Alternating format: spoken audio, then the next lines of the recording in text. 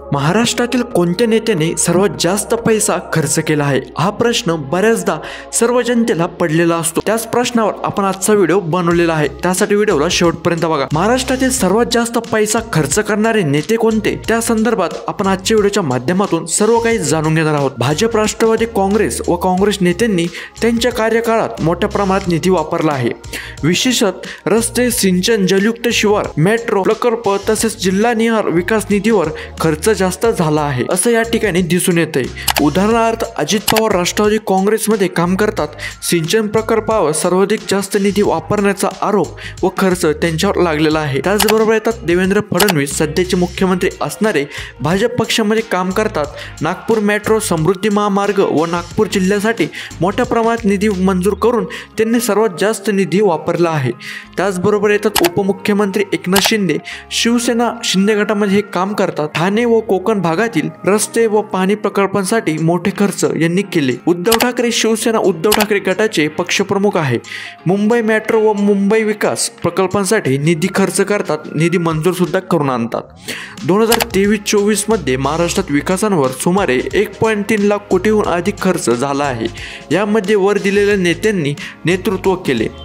त्याचबरोबर पायाभूत सुविधा विकासांवर खर्च केलेले रस्ते, पूल, फ्लायओव्हर, बायपास, समृद्धी महामार्ग, मुंबई नागपूर, कोकणातील पूल प्रकल्प, मुंबई पुणे, नागपूर, ठाणे, छत्रपती संभाजीनगर येथे शहर विकासासाठी, रस्ते रुंदीकरणासाठी यांनी निधी वापरला आहे। मेट्रो प्रकल्प, Mumbai metro, Nagpur metro, Pune metro यामध्ये जमीन अधिग्रहण, पिलर उभारणी, स्टेशन उभारण्यावर जास्त खर्च केला आहे।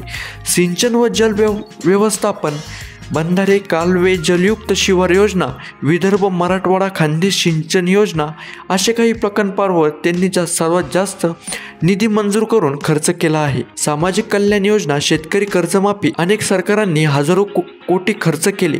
जलयुक्त शिवार योजनेत पाणी साठवण प्रकल्प, गरिबांसाठी घरे, प्रधानमंत्री आवास योजना, शिवथाई योजना अशा योजनांसाठी त्यांनी सर्वात जास्त पैसे आणून खर्च केले आहे। आरोग्य आणि शिक्षण, जिल्हा रुग्णालय, ग्रामीण रुग्णालय उभारणी व सुधारणा, सरकारी शाळा, कॉलेज, इमारती, डिजिटल शिक्षण प्रकल्प यासाठी देखील जास्त निधी मंजूर करून पैसे खर्च करण्यात आले आहे।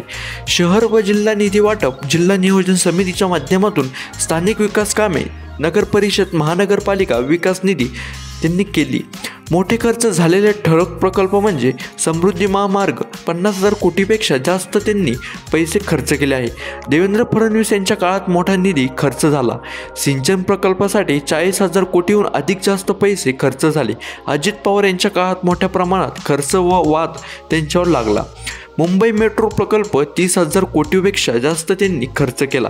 उद्धव ठाकरे व त्यांच्या फडणवीस यांच्या काळामध्ये हा मुंबई मेट्रो प्रकल्पाला मान्यता मिळाली, तसेच निधी मंजूर होऊन 30,000 कोटीपेक्षा जास्त यामध्ये फंड लागून पैसे खर्च झाले आहे।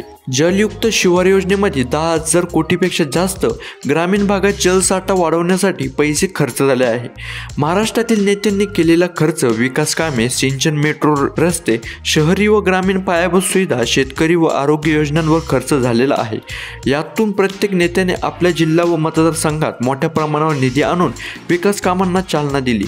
जर तुम्हाला जिल्हानिहाय नेत्याप्रमाणे किंवा प्रकल्पानुसार खर्चाची टेबल स्वरूपातील यादी हवी असेल तर नक्की कमेंट करून सांगा, आपण ती यादी बनवू शकतो। राजकारणाची सिरीज चालू आहे तोपर्यंत आपण सर्व नेत्यांबाबत विशेष माहिती सांगणार आहोत, आणि जर तुम्हाला अजून काही राजकारणासंदर्भात विशेष माहिती पाहिजे असेल ते देखील नक्की कमेंट करून सांगा, त्यावर देखील नक्की आपण एक व्हिडिओ बनावू। कारण की आपण राजकारणाची सिरीज चालू केल्यापासून आपण महाराष्ट्राचे सर्व काही पोल आहे ती उघडणार आहोत। त्यासाठी व्हिडिओ जास्तीत जास्त लोकांपर्यंत शेअर करा।